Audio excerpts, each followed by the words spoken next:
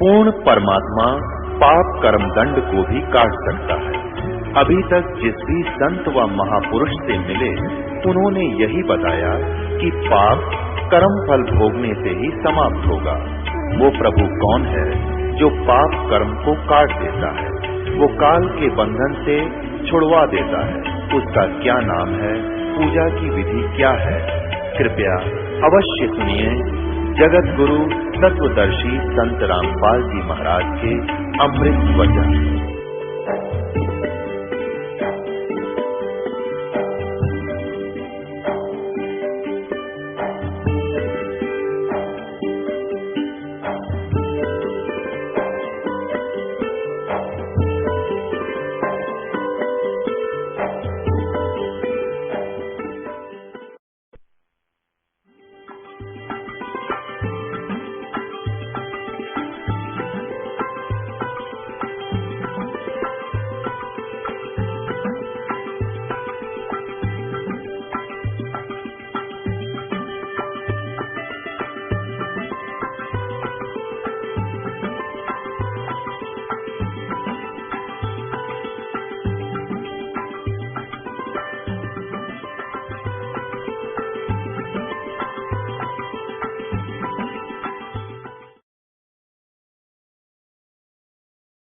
एक समय ब्रह्मा जी और विष्णु जी का आपस में इस बात पर विवाद हो गया। ब्रह्मा जी कहते हैं मैं सृष्टि रचनहार हूं, और विष्णु जी तू मेरा पुत्र है, तेरी उत्पत्ति मेरे से हुई है।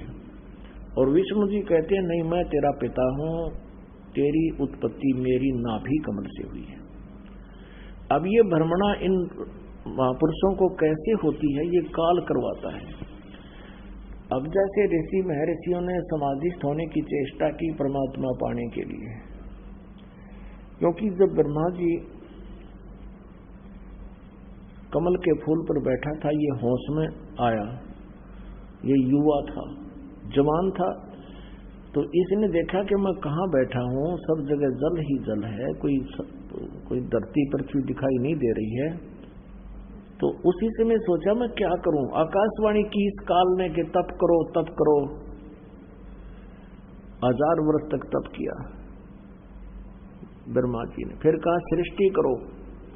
अब इसकी बैटरी चार्ज करा दी तप करके, इसमें सिद्धि आ गई, और इसको फिर रजोगुण युक्त ये था ही, और क्रिया दे दी कि तो उत्पत्ति जीवों की उससे नहीं होती, उसके अंदर रजोगुण के कारण हम प्रभावित हो जाते हैं। जैसे मिर्च है,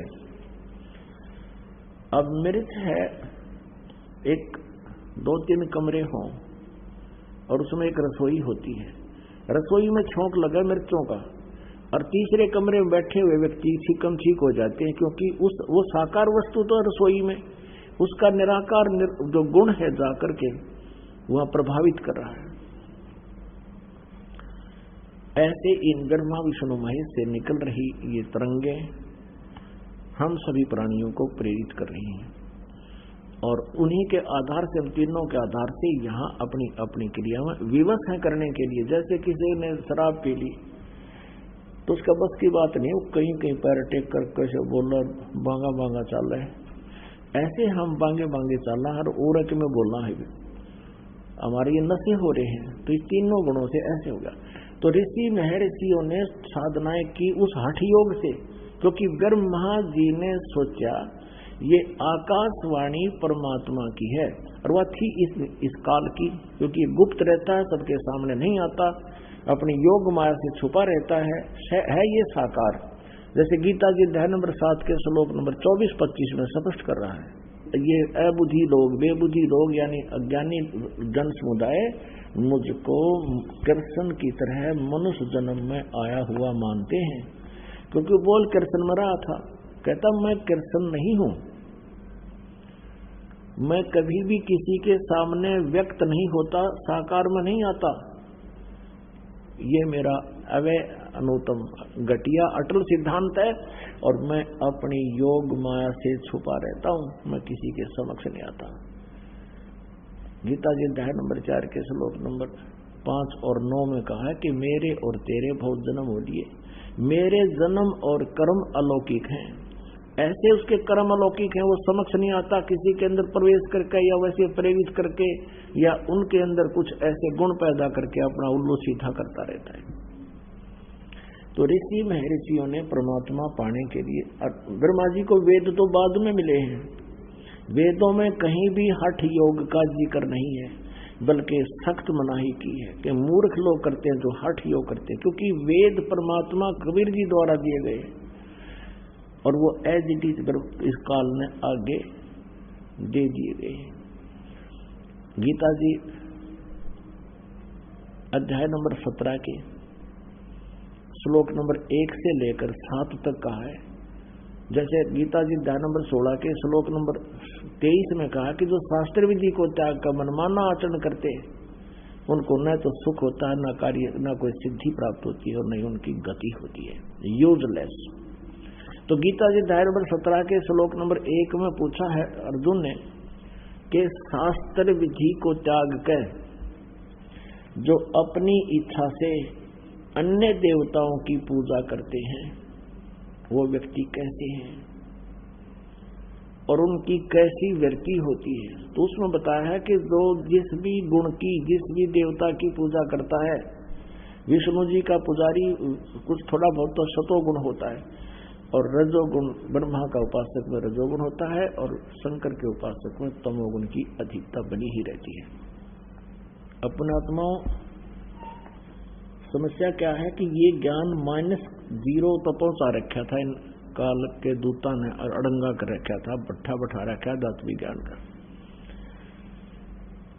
और यो -0 से अब 100% पर लाना पड़ेगा। इसलिए इतना प्रयत्न करना पड़ रहा है। वही पवित्र सदग्रंथ जिनको हम शिरोधार्य माना करते थे, सत्ज्ञान युक्त माना करते थे, आज उन्हीं के अंदर प्रमाण है और वो मनाई है जो हम किया करते थे। अब देखिएगा, पहले आपको श्रीमद् भगवद गीता दिखाते हैं। गीता प्रेस गोरखपुर से प्रकाशित है, जयदयाल गोविंद का इसके अनुवादक है।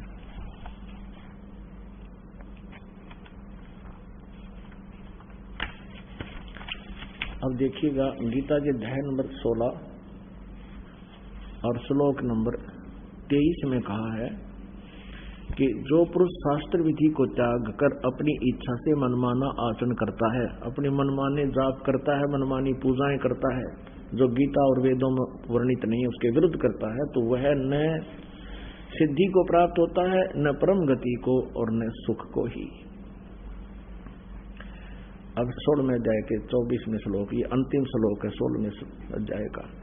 इससे तेरे लिए इस कर्तव्य और अकर्तव्य की व्यवस्था में शास्त्र ही प्रमाण है।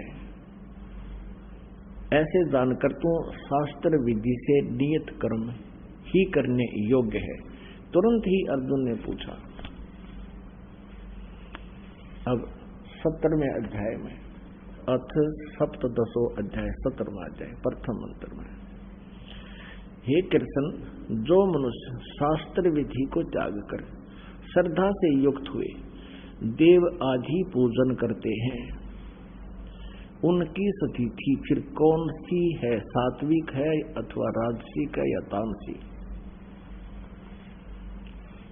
अब नंबर 2 17वें अध्याय का दूसरा श्लोक, मनुष्यों की वह संस्कार से रहित स्वभाव से उत्पन्न श्रद्धा सात्विक और राजसी तथा तामसी ऐसे 3 प्रकार की होती है, उसको मुझसे सुन। अब ये काल कह रहा है, ये श्री भगवान उवाच, ये गीता ज्ञानदाता श्री कृष्ण में प्रवेश करके बोल रहा है, वो मुझसे सुन। तीसरे में कहा है कि हे भारत, सभी मनुष्यों की श्रद्धा उनके अंतःकरण के अनुरूप होती है और यह पुरुष समुदाय, इसलिए जो पुरुष जैसी श्रद्धा वाला होता है वह स्वयं भी वैसा ही है, यानी जिस इष्ट की पूजा करता है वो वैसा ही है। इसमें स्पष्ट हो गया कि देखिएगा कि शास्त्र विधि को त्याग कर मनमाना आचरण करने वाले ये देव पुजारी हैं, देवताओं की पूजा करने वाले। सात्विक पुरुष देवों की पूजा करता है, ये देवताओं की पूजा करती हैं अच्छी आत्माएं, लेकिन वो है शास्त्र विधि रहित। और राजस पुरुष जो ना यक्ष राक्षसों की पूजा करते हैं धन के लाभ के लिए, और अन्य तामस मनुष्य वो प्रेत और भूत गुणों के ये सरासरुद निकालते हैं, जंतर मंतर करते रहते हैं। 5 में कहा है कि जो मनुष्य शास्त्र विधि से रहित केवल मन कल्पित घोर तप को तपते हैं, हे मालिक, दंभ और अहंकार से युक्त, कामना, आसक्ति और बल के अभिमान से भी युक्त हैं। अब छठे में 17वें अध्याय के छठे श्लोक में, शरीर रूप से स्थित भूत समुदाय को और अंतःकरण में स्थित मुझ परमात्मा को भी वो क्रस करने वाले हैं, यानी दुखी करते हैं, जो गलत साधना करते हैं, हठ योग करते हैं, घोर तपस्या करते हैं, उन अज्ञानियों को तू असुर स्वभाव के जान। और आगे बहुत है, इतना ही काफी अपन को। अब श्रीमद् भागवत देवी पुराण में स्पष्ट किया तीसरे सकंद में कि श्री ब्रह्मा जी ने 1000 वर्ष तक घोर तप किया।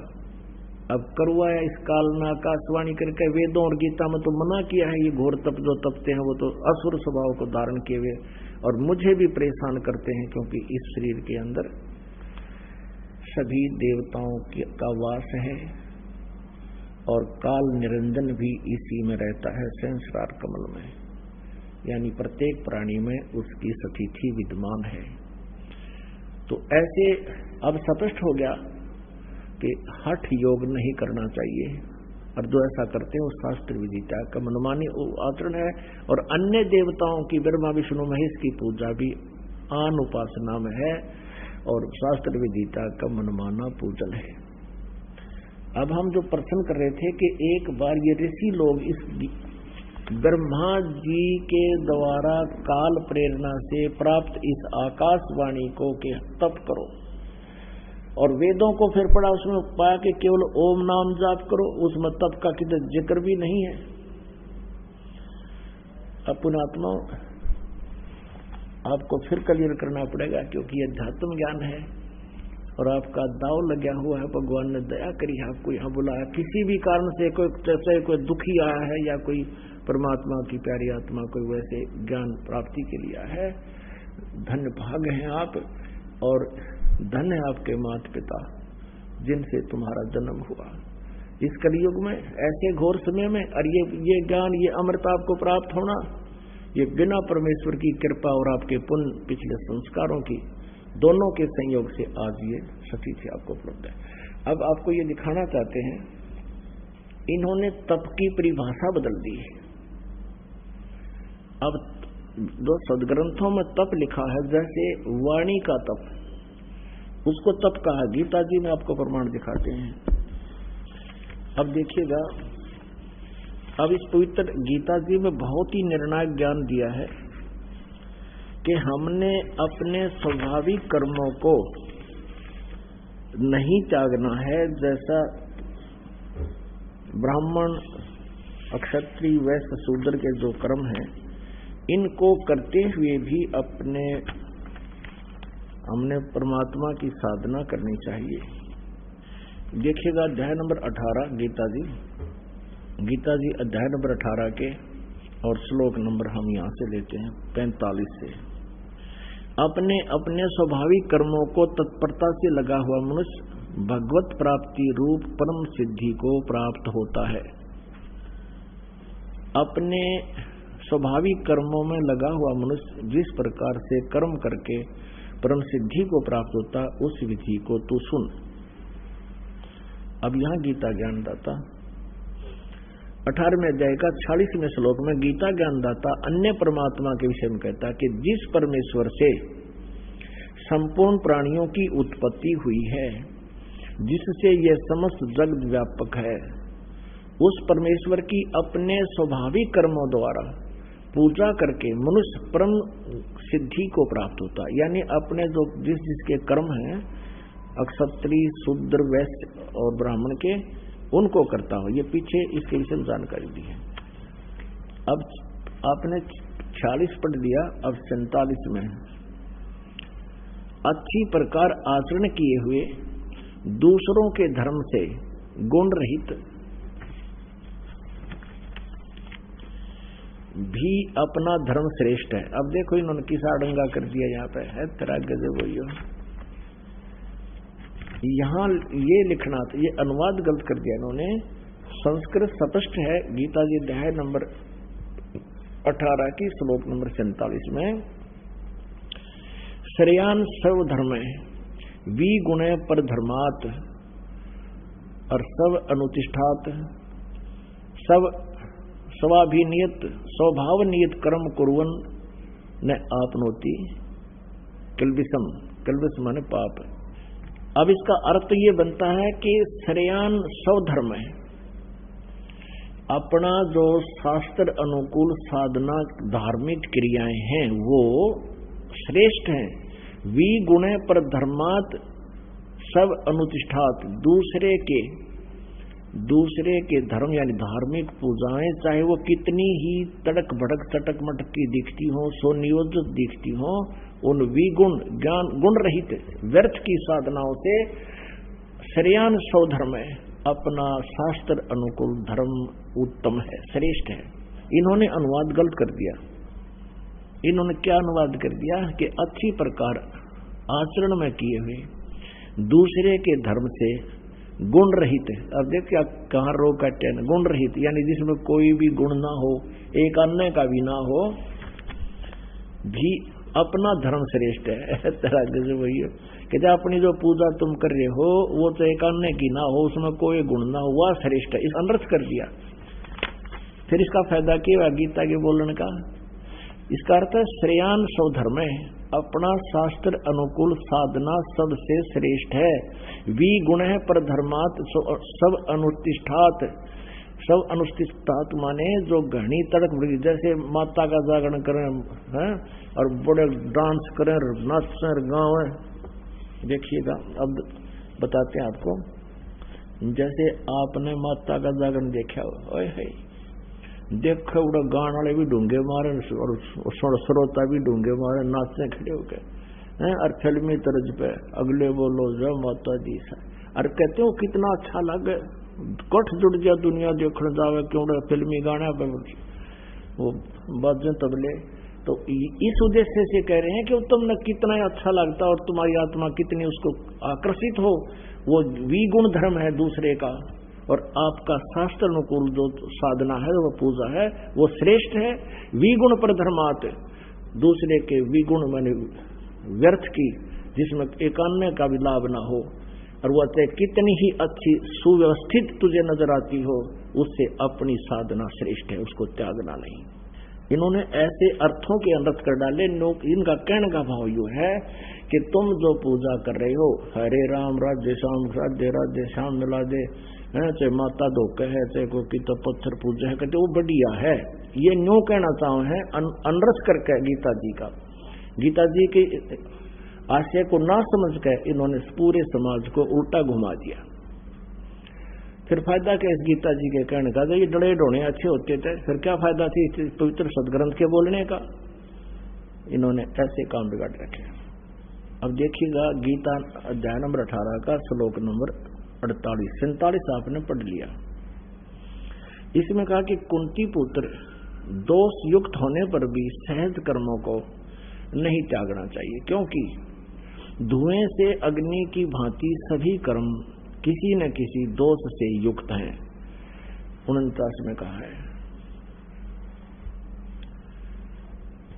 सर्वत्र आसक्त रहित बुद्धि वाला, सप्रहा रहित जीते हुए अंतःकरण वाला पुरुष सांख्य योग द्वारा यानी तत्व ज्ञान द्वारा उस परम निष्कर्म सिद्धि को प्राप्त होता। देखो निष्कर्म कि जहां जाने के बाद फिर कोई कर्म नहीं करना पड़ता, वो निष्कर्म सिद्धि प्राप्त होती है। 50 में कहा है कि जो ज्ञान योग की परास निष्ठा है, उस निष्कर्म सिद्धि को जिस प्रकार प्राप्त होकर मनुष्य ब्रह्म को प्राप्त हो जाता है, उस प्रकार हे कुंती पुत्र संक्षेप में ही मुझसे समझ। इसी के चलते आगे क्या बताया है, अध्याय नंबर 18 के श्लोक नंबर 61 में स्पष्ट किया है। अध्याय नंबर 18 के श्लोक नंबर 61 में कहा है कि हे अर्जुन, शरीर रूप यंत्र में आरूढ़ संपूर्ण प्राणियों को अंतर्यामी परमेश्वर अपनी माया से उनके कर्मों अनुसार भ्रमण कराता हुआ सब प्राणियों के हृदय में स्थित है। इससे सिद्ध है कि गीता ज्ञान दाता से कोई और परमात्मा है जिसके विषय में गीता ज्ञान दाता कह रहा है। और उसके तुरंत बाद 18वें के 62 में कहा कि अर्जुन तू सर्व भाव से उस परमेश्वर की शरण में जा, उस परमात्मा की कृपा से ही तू परम शांति को और सनातन परम धाम को प्राप्त होगा। अब यहाँ कहने का भाव ये है कि हम जो भी कर्म जैसा कोई कर रहा है उसको त्यागा नहीं जा सकता। अब देखिएगा अध्याय नंबर 17 के श्लोक नंबर 14। देवता, ब्राह्मण, गुरु और ज्ञानी जनों का पूजन, पवित्रता, सरलता, ये ब्राह्मण का अर्थ है यहाँ तत्वदर्शी संत। सरलता, ब्रह्मचर्य और अहिंसा शरीर संबंधी तप कहे जाते हैं। अब ये तप जो है ना, ये अन्य प्रकार के तप बताए हैं कि जैसे आप परम संत की शरण में आगे और गुरु जी की सेवा के दौरान जो आपको यहाँ कोई भी किसी प्रकार की भी जो कठिनाई महसूस होती है और अहिंसा आदि शरीर संबंधी तप कहे जाते हैं। ये तप है जो क्रिया साधनाएं करते समय, जैसे गुरु जी की सेवा करना है, धार्मिक अनुष्ठान कराने, ऐसे। आगे देखना 15वें में क्या कहा है।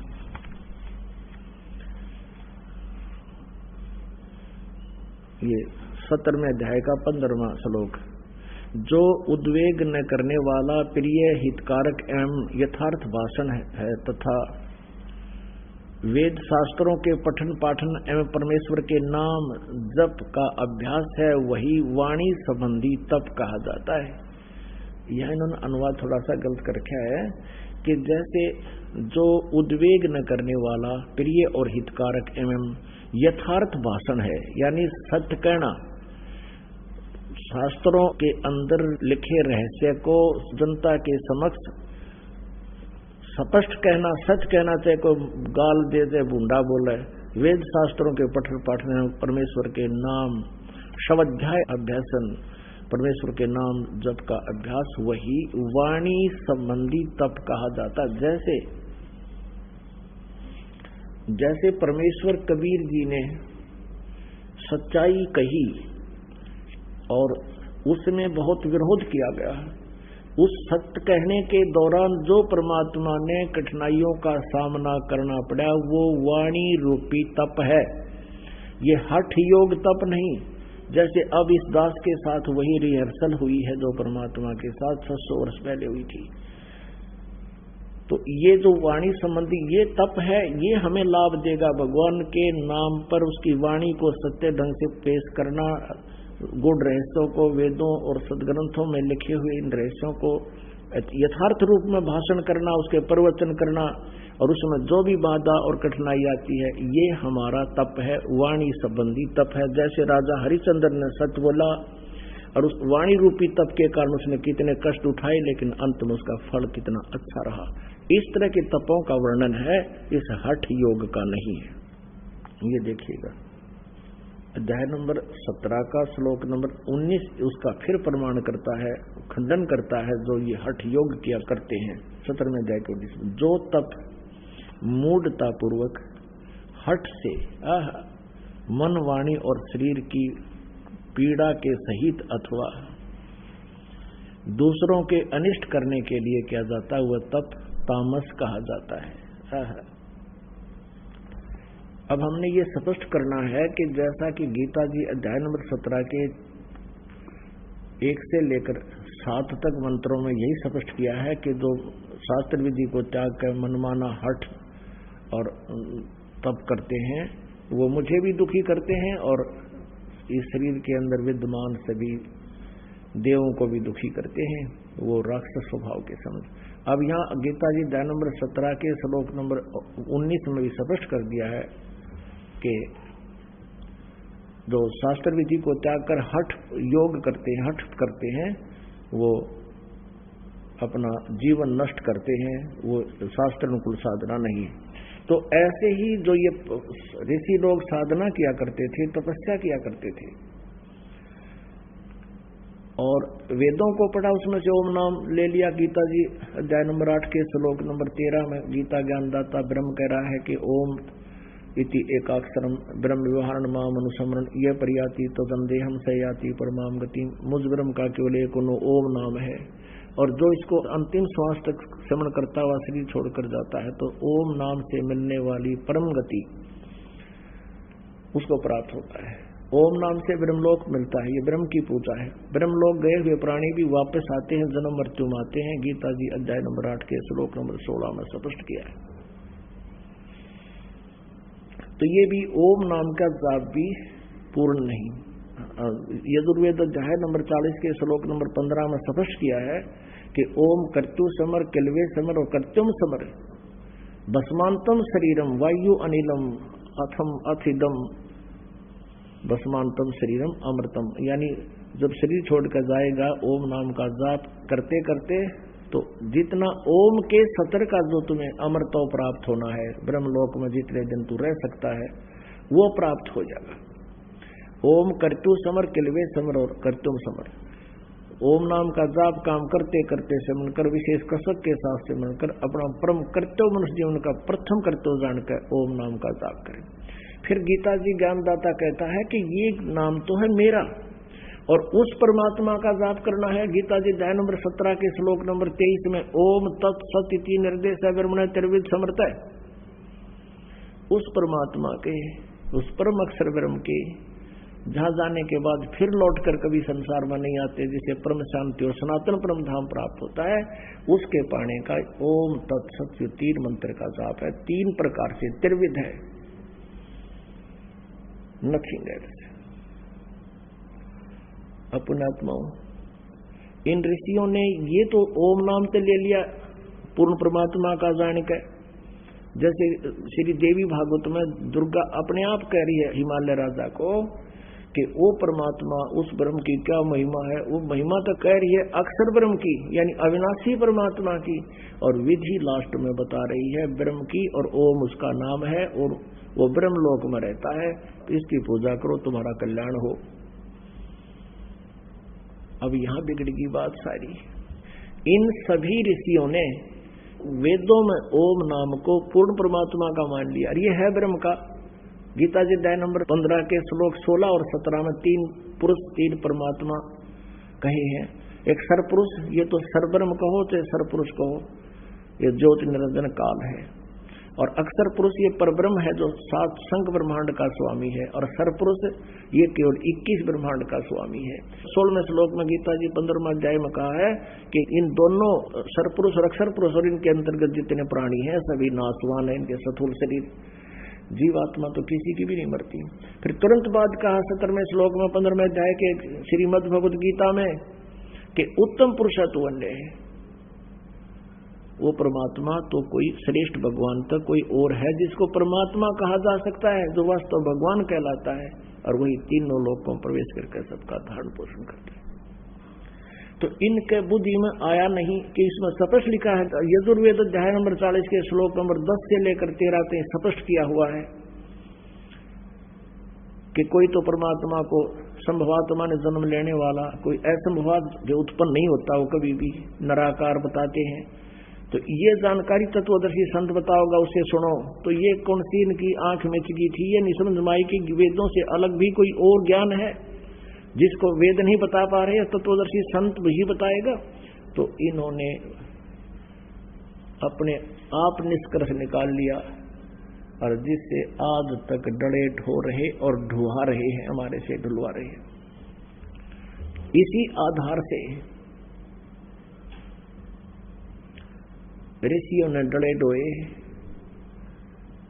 तप करे, हठ योग करे, आकाशवाणी परमात्मा की जान के थी वा काल की, और वेदों से ओम नाम, उससे सिद्धियां आ गई। और जब वो साधना कर रहे थे तो किसी को तो इस काल में ब्रह्मा जी के रूप में दर्शन दे दिया। तो जो साधक साधना कर रहा था उसने समाधि दशा में परमात्मा साक्षात हुआ, तो ब्रह्मा जी के रूप में, और बोला कि बोल क्या मांगता है, 1-2 अर्धी की गांठ देती सिद्धि। वो खुश हो गया और वापस समाधि टूट गई। ब्रह्मा जी के पास आया, आप ही परमात्मा हो, आप ही सर्वेश्वर हो, आप सारी सृष्टि के रचनहार हो, और मैंने समाधि दशा में आपके दर्शन पाए हैं। आप अपने आप को छुपाए बैठे हो, सब 20, 30, 50, 100 भक्तों को बता दिया ये खुद भगवान है। अब ब्रह्मा जी कूप कर दोनों फूल का कूपा हो गए, मैं भगवान हूं, क्योंकि ऋषि ने कह दिया। ऐसे 10-20 ऋषियों को ऐसे काल ने प्रेरित कर दिया। उधर से इस काल ने प्रतीक्षा कर रखी है कि मैं अपने रूप में कभी किसी को दर्शन नहीं दूंगा, और ये चतुर्भुज रूप में ब्रह्मा और विष्णु और शिव जी के रूप में दर्शन देता है। जैसे किसी साधक ने साधना की, हठ योग किया, उसको विष्णु जी के रूप में दर्शन दे दिए और पूछा बोल क्या मांगता है, एक हल्दी की गांठ उसने दे दी, एक सिद्धि उसको दे दी। जैसे अगस्त ऋषि ने सारे जीवन में डले ढोकर एक सिद्धि प्राप्त कर दी कि सागर पी लूं सारा, 7 समुद्रों को पी जाऊं, और वो उसने कलाबाजी दिखा के प्रभु पाक का सारा जयकार होगी कि एक घूंट में अगस्त ऋषि जी ने सारे 7 के 7 समुद्रों को पी लिया।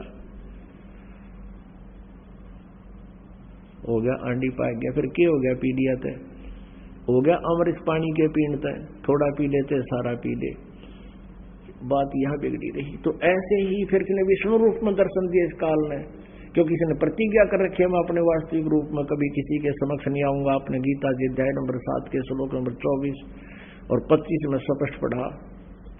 फिर देख लीजिए बच्चों, ये एक किस्म का लेक्चर है, और आप स्टूडेंट हैं, आध्यात्मिक विद्यार्थी हो, और दास एक आध्यात्मिक टीचर है। आपको सारा सिलेबस उंगलियां पर अटवा दूंगा, कुछ दिनों में देख लेना। ये वही श्रीमद् भगवत गीता अध्याय नंबर 7 के और श्लोक नंबर 25-26 में ये स्पष्ट कह है कि मैं किसी के सामने को नहीं आऊं। मन ने कसम खा रखी, मेरा अटल संविधान है, अनुत्तम घटिया सिद्धांत है मेरा। 7वां अध्याय श्रीमद् भगवत गीता, और यहां देखिएगा 24वें श्लोक में अव्यक्त व्यक्तिम आपनम मन्यते माम अबुधे, ये बेबुद्धि के यानी बुद्धिहीन प्राणी मुझ अव्यक्तम को व्यक्ति मानते हैं, कृष्ण मानते हैं, कृष्ण रूप में आया मानते हैं। परम भावम अजानत मम अवम अनुतमम, ये लिखा है बुद्धिहीन पुरुष मेरे अनुतम माने घटिया, अविनाशी माने अटल इस परम भाव को न जानते हुए, अव्यक्तम, अव्यक्त माने जैसे सूर्य के सामने बादल छा जाते हैं उसमें वो छुप जाता है, अव्यक्त हो जाता है, लेकिन वहां साकार रूप में विद्यमान होता है। इन्होंने ये गलत किया है। मन इंद्रियों से परे मुझ सच्चिदानंद परमात्मा मां को मनुष्य की भांति जन्म कर व्यक्ति भाव को प्राप्त हुआ मानते हैं। ये काल बोल रहा है, और अभी तक अनुवाद करता इन्होंने सोचा करते कृष्ण कह रहा है कि मैं मनुष्य को ना, कृष्ण जी तक खड़े थे मनुष्य रूप में। ये बुद्धिहीन मेरे अनुतम यानी घटिया अविनाशी यानी अटल परम भाव को नियम को नहीं जानते कि मैं कभी किसी के सामने नहीं आता। मुझ अव्यक्तम माम व्यक्तिम आपनम मन्यते, मुझ अव्यक्त को, मुझ छुपे हुए को मैं कभी किसी के सामने नहीं आता। मुझे व्यक्ति भाव में यानी मनुष्य रूप में कृष्ण रूप में प्राप्त हुआ मानते हैं। आई एम नॉट कृष्ण, वो तो कृष्ण में बोल रहे थे, श्री कृष्ण में बोल रहे थे। अब 25 में स्पष्ट होगी ये कहानी, देखिए 7 में जाएगी। अपनी योग माया से छिपा हुआ मैं सबके प्रत्यक्ष नहीं होता। स्पष्ट कर दिया, मैं अपनी योग माया से छिपा हुआ मैं सबके प्रत्यक्ष नहीं होता। यह अज्ञानी जन समुदाय मुझ जन्म रहित अविनाशी परमेश्वर को नहीं जानता। मैं अपनी योग माया से छुपा रहता हूं, मैं सबके सामने नहीं आता। तो आकार में तो है, छुप रहता है। अब पुण्यात्मों, अब इस अध्यात्म ज्ञान को बड़ा आसानी से समझा जाएगा। तो ये इसके कर्म और जन्म ऐसे अलौकिक हैं कि मैं सबके सामने नहीं आता, और ये अज्ञानी जन समुदाय, ये मूर्ख मेरे अटल घटिया सिद्धांत से परिचित नहीं है कि मैं कभी किसी के सामने प्रत्यक्ष नहीं होता, अपना वास्तविक रूप में मैं छुपा रहता हूं।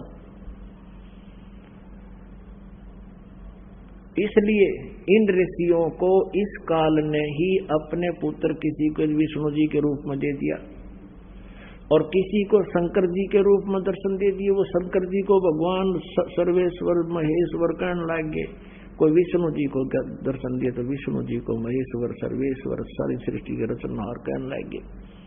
उधर से विष्णु जी इस बात से और प्रभावित हो गए, खुशी मनाई कि मैं भगवान हूं।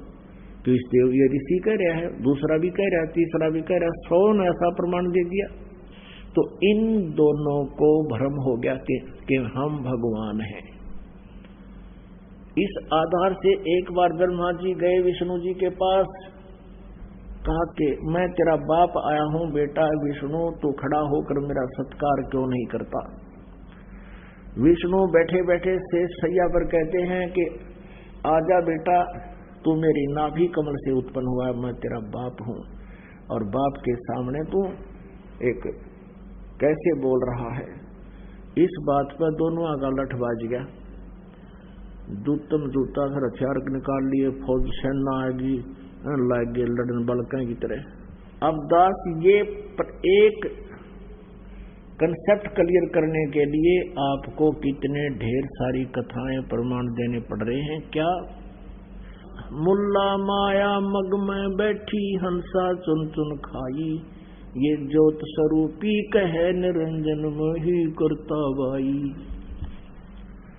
और जैसा कि आपने इस शब्द में सुना, ऋषि मुनि निराकार बतावे, साकार कहे पुराण तने, अपनी महिमा आप गाई, जीव कहे भगवान तने। अपने आप तो भगवान बन बैठा, भगवान को भुला दिया तूने। इस कंसेप्ट को क्लियर करने के लिए पुराणों दिखाते हैं ये काल कहता मैं करता हूं और करता नहीं है, और विष्णु और ब्रह्मा जी को कहता है तुम भगवान नहीं हो। ये देखिएगा शिव महापुराण हिंदी टीका सहित भाग 1, और ये कहां से प्रकाशित है। इसमें संस्कृत और हिंदी दोनों है। श्री शिव महापुराण ये है विद्या अवरिधि पंडित ज्वाला प्रसाद जी मिश्रकृत हिंदी टीका सहित, खेमरा श्री कृष्ण दास प्रकाशन बम्बई। इतने अथ श्री शिव महापुराण भाषा टीका सहितम प्रारंभते। इसके देखिएगा, ये देखना, ये है पृष्ठ 11 पे विद्वेश्वर संहिता भाग 1 अध्याय 6 में यहां से शुरू होता है। नंदीकेश्वर बोले, हे योगिंद्र, आगे एक समय विष्णु भगवान शेष सैया पर अपने गरुड़ आदि पार्षदों से संयुक्त लक्ष्मी सहित शयन करते थे, यानी लेटे हुए थे। उस समय देखिए वे ब्रह्म ज्ञानियों में श्रेष्ठ ब्रह्मा जी अपनी इच्छा से वहां आए। सब प्रकार सुंदर सेज पर शयन करते हुए कमल लोचन विष्णु जी से पूछने लगे, तुम कौन हो? ये ब्रह्मज्ञानी पूछा, तुम कौन हो जो मुझे देखकर अभिमानी पुरुष के समान शयन करते हो, यानी सोए पड़े हो। हे वत्स, हे पुत्र, उठो, देखो मैं तुम्हारा स्वामी आया हूं। आए हुए गुरु को देखकर जो अभिमान करता है वह द्रोही मूड का, उस द्रोही मूड का प्रायश्चित होना उचित है। यह सुनकर विष्णु जी के अंतर में तो क्रोध हुआ, लेकिन अंदर से तो पूरा गुस्सा ऊपर तो प्रकट ना करते हुए के बोले, परंतु बाहर से शांत रहे और बोले, वत्स बेटा, तुम्हारा मंगल हो, बैठो इस आसन पर विराजो। इस समय तुम्हारा नेत्र कुटिल और मुख टेढ़ा क्यों हो रहा है, पंकर क्यों हो रहा है? वो गुस्से हो रहे थे ना, आंख चौड़ी जो टेप बैल गुड़ने से पहले टेढ़े देखा करें, कहते हैं वक्र क्यों हो रहा, तेरी आंख और मुंह टेढ़ा क्यों कर रहा, तो नाराज क्यों हो रहा है।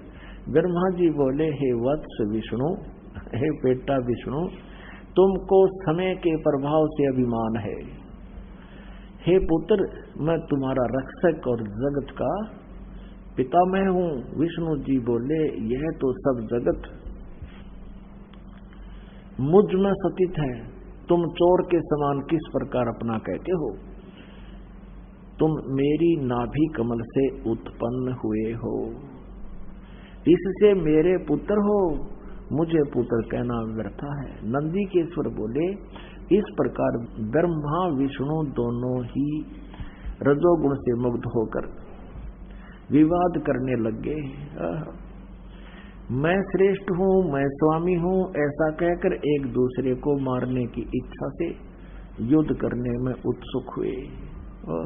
और फिर देखिए आगे, तब संपूर्ण देवता विमान में बैठ गए। ब्रह्मा विष्णु महेश तो लठ बजाए हैं, और ये सारे देवता विमान में बैठ गए और उस महा अद्भुत युद्ध देखने को चले आए, और आकाश से उन पर फूल बरसाने लगे। हमारे देवताओं जोटिया न गोड़ा करें पशुआ न गामा में बैलों को अनुकर हुर हुर हुर हुर लड़ो।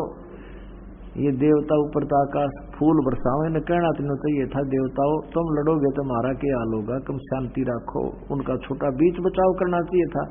अरे हमारे देवता ऊपर तो फूल बरसावे, हम विमान में बैठ के, ये देखिए वाह जी वाह। अब कहने का भाव हमारा ये है, पुण्यात्माओं, ये सदग्रंथ कोई दास ने नहीं लिखे, ये सदग्रंथ 5500 वर्ष पहले वेद व्यास जी लिखे थे। अनुवाद इन्होंने कर रखा, हम पढ़कर सुना रहे हैं। इसमें इन भगवानों की सतीथि क्या है, ब्रह्मा और विष्णु की, जिनको हम सर्वेश्वर महेश्वर मान कर पूजा करते थे, इनकी ऐसी बुद्धि है जैसे बालकों की होया करे। तीसरी चौथी कक्षा के बच्चे आपस में लड़ा करें, और फिर टीचर के पास जाते हैं, वो कारण पूछता है युद्ध उनके झगड़े का। एक कहता है जी ये नो बोला मैं तेरा बाप, और वो कहता ना जी यो पहले बोला, नो बोला मैं तेरा बाप, इसलिए कुर्ता पाड़ रहे एक दूसरे का, गोला पकड़ रहे, हाँ वो उसका मारा रो उसका मारा, एक तरह के। ये भगवान उसने बेटा कर, उसने बेटा लठम लट्ठा हो गई ना जाने के। अब इनका पिताजी आ गया बीच में, इसने बीच में दोनों का जब युद्ध हो रहा था, इसने बीच में एक तेजो में स्तंभ खड़ा कर दिया जिसको शिवलिंग बोलते हैं, और वो तेजो में जैसे ये हीरे चमक्या करें ऐसा वो सीधा लंबा बहुत और छोर का नहीं, जैसे बहुत तेजो में स्तंभ पिलर सा खड़ा हो गया, जैसे बर्फ ने छोल छाल के मूड़ी के सा बना दें ऐसा समझ लो, बहुत लंबा चौड़ा। इस स्थिति का वो लंबा चौड़ा, तो लड़ाई करना बंद करके उसको ऊपर नीचे उसने ढूंढने लगे इसका एंड कहाँ है। अब सारी कथा ना सुनाकर हम निष्कर्ष पर आते हैं। तो उसी समय यू काल आ गया शिव रूप में। इसने कसम खाई है कि मैं अपने वास्तविक रूप में किसी को दर्शन नहीं देता। ये अपने पुत्र शिवजी का रूप धारण करके वहां आ गया। और इन दोनों से क्या बोला देखिए, ये है पृष्ठ नंबर 17 शिव पुराण और विद्वेश्वर संहिता अध्याय 9। अब यहां से पढ़ते हैं। कहते दोनों की अज्ञानता और वैर को दूर करने के अर्थ दोनों से कहा। इस काल ने जो प्रकट हो गया, हम ज्यादा ना सुनाते अपने काम कर लेंगे। इन दोनों से कहा कि मेरे सकल यानी साकार और निष्कल व निराकार भेद से दो रूप है। देख किसा डेफिनेशन बता रहा है यो काल साकार और निराकार की। देखना जहां ये भ्रम पड़ गए सभी। मेरे सकल और निष्कल भेद से दो स्वरूप हैं, परंतु और ईश्वर नहीं है और कोई भगवान नहीं है। इस कारण उनके दो रूप नहीं हो सकते। पहला सतम रूप जो लिंग बीच में डाला था उनके, सतम रूप पहला तो सतम रूप और पीछे मूर्तिमान रूप धारण किया। देखिए साहब बड़ी बूझ बना रहा है कि क्या है कि मैं ब्रह्म रूप निष्कल हूं और ईश्वर रूप सगुण हूं। आगे देखना, मेरे ये दोनों रूप सिद्ध हैं और दूसरे किसी के नहीं आगे देखना हो सकते। इस कारण से तुम दोनों को अथवा दूसरों को ईश्वर तव की प्राप्ति नहीं हो सकती। तुमने जो अज्ञानता से अपने को ईश माना, भगवान मान लिया कि मैं भगवान हूं, मैं भगवान हूं, ये बड़ा ही अद्भुत हुआ। उसके दूर करने को ही मैं रण स्थान में आया हूं। अब तुम अपना अभिमान त्याग कर मुझ ईश्वर में अपनी बुद्धि लगाओ। है मेरे प्रसाद से लोक में सब अर्थ प्रकाश करते हैं। ये क्या कहे देखो, मेरे सकल और निष्कल वेद से दो रूप हैं और ईश्वर नहीं, इस कारण से उनके दो रूप नहीं हो सकते।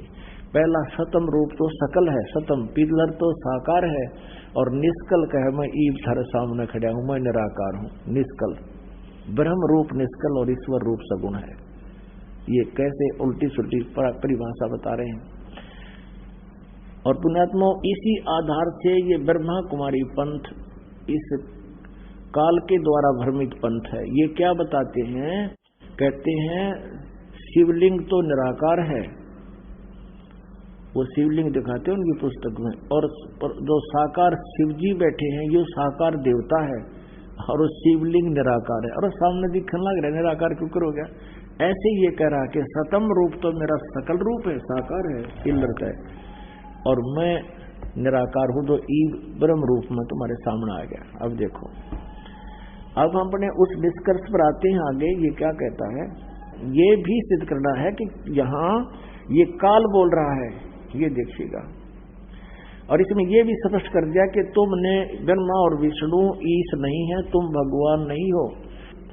तुमने जो अज्ञानता से अपने को ईश माना, यह बड़ा ही अद्भुत हुआ। उस फड़कने निकालने के लिए मैं तुम्हारे पास यहाँ आया हूँ, उसको दूर करने को ही मैं आया हूँ। अब तुम अपना अभिमान त्याग कर मुझ ईश्वर में अपनी बुद्धि लगाओ। मेरे प्रसाद से लोक में सब अर्थ प्रकाश होते हैं। यहाँ देखना, ये क्या कहता है, मैं परब्रह्म हूँ। देव बकवाद घटन लग रहा, मैं परब्रह्म हूँ और मेरा ही अकल रूप है। ब्रह्म होने से मैं ईश्वर हूँ, अनुग्रह आदि मेरा कृत्य है। सर्वव्यापी होने से और जगत के वर्धक होने से मैं ब्रह्म हूँ। हे ब्रह्म केशव, समतव और व्यापक होने से मैं आत्मा हूँ। मैं इस सब का ईश हूँ, यह मेरा है और मेरे सिवा किसी दूसरे का नहीं है। प्रथम तो ब्रह्म तत्व ज्ञान के निमित्त निष्कल ब्रह्म का प्रादुर्भाव हुआ है। अब आगे देख रहा 18वें पे 18 पृष्ठ, मैं अज्ञात रूप हूँ, पीछे तुम्हें प्रगट दर्शन देने के निमित्त साक्षात ईश्वर तो तत्क्षण ही मैं सगुण रूप हुआ हूँ। ठीक है, अब यहाँ तो ये 9वां अध्याय, ये 8वां यहाँ समाप्त हो गया। 9वां ये 10वां शुरू होता है। अब यहाँ कहता है, हे पुत्रो यह कृत आपने, हे पुत्रो ब्रह्मा और विष्णु को यह कृत आपने, यानी उत्पत्ति और स्थिति का आपने तप से प्राप्त किया है, जो कि सृष्टि की उत्पत्ति और पालन कहता है, सो मैंने प्रसन्न होकर तुम्हें दिया है। इसी प्रकार दूसरे दो कृत रुद्र और महेश को प्रदान किए हैं। ये चौथा हो गया 5वां बल के। रुद्र इसी के द्वारा उत्पन्न, ये 11 रुद्रों का मुखिया है, इसका ये पुत्र ही है। यही 2 भाग में 2 रूपों में काम करता है, तो इसलिए इसको यहाँ 2 रूप भी कहे हैं। तो एक ब्रह्मा, एक विष्णु और एक रुद्र, 11 रुद्रों के ऊपर भी यही कंट्रोलर है, और महेश इसका पुत्र, और बोलने वाला ये अलग है। परंतु अनुग्रह कर्त कोई भी पाने को समर्थ नहीं है। सो पूर्व के कर्म तुमने समय से विसार दिए, रुद्र और महेश ने उनको नहीं बुलाया। अब देखना, जैसे गीता जी अध्याय नंबर 8 के श्लोक नंबर 13 में ये गीता ज्ञानदाता बोल रहा है, उसी की पुष्टि आपको यहाँ मिलेगी। शिवपुराण के पृष्ठ नंबर 19 पे अध्याय नंबर 10 में विद्वेश्वर संहिता भाग 1 में, इस कारण इस ज्ञान की सिद्धि के निमित्त ओंकार नामक मंत्र जप करो। ये देखिएगा, अभिमान दूर करने वाला। सोई निज मंत्र उपदेश करते हैं, यह ओंकार मेरे मुख से उत्पन्न होने से मेरे ही रूप का बोधक है और महामंगल करने वाला है। यह वाचक है, मैं वाच्य हूँ। यह मेरा मंत्र मेरा आत्मा है, इसके स्मरण से मेरा स्मरण होता है। कौन सा? ओम के जाप का।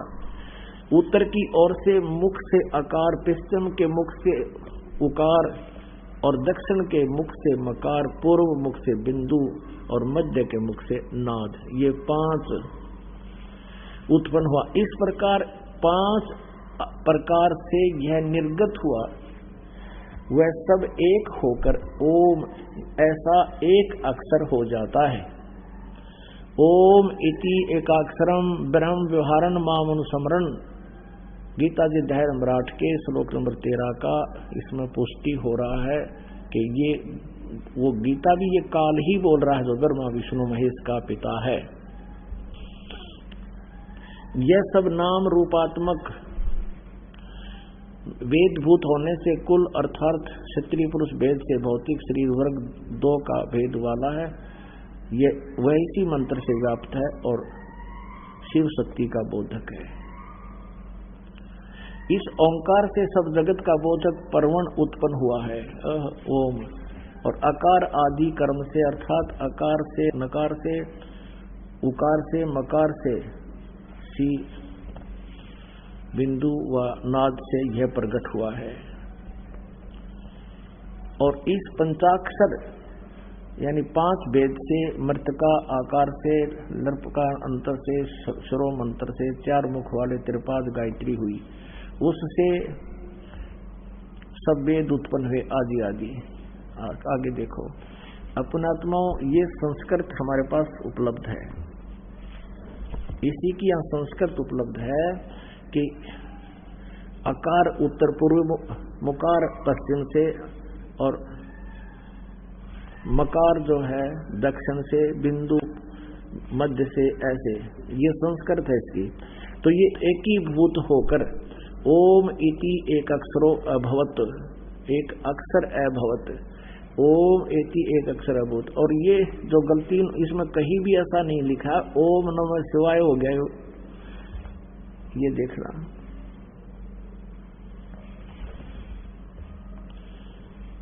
इसमें कितना भी ये नहीं लिखा है, ये संस्कृत है कि ये ओम नमः शिवाय हो गया।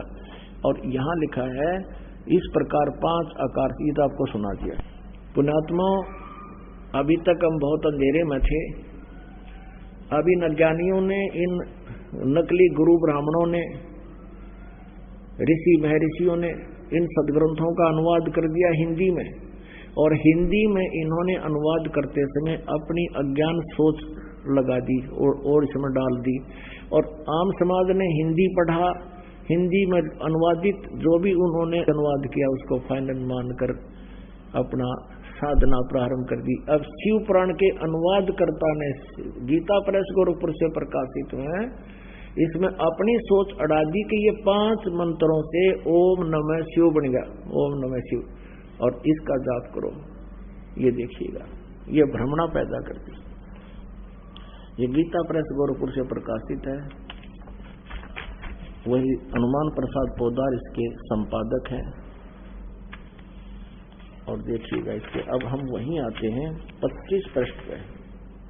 अब यहाँ ये है वो स्तंभ शिवलिंग बीच में विष्णु और ब्रह्मा के, और ये है विद्वेश्वर संहिता, और ये संक्षिप्त शिवपुराण पृष्ठ 24, ये 25। अब हम इसको यहाँ तक तो हमने संस्कृत में भी पढ़ लिया। 25 के नीचे ब्रह्मा और विष्णु ने पूछा, प्रभु सृष्टि आदि 5 कर्तों के लक्षण क्या हैं, ये हम दोनों को बताइए।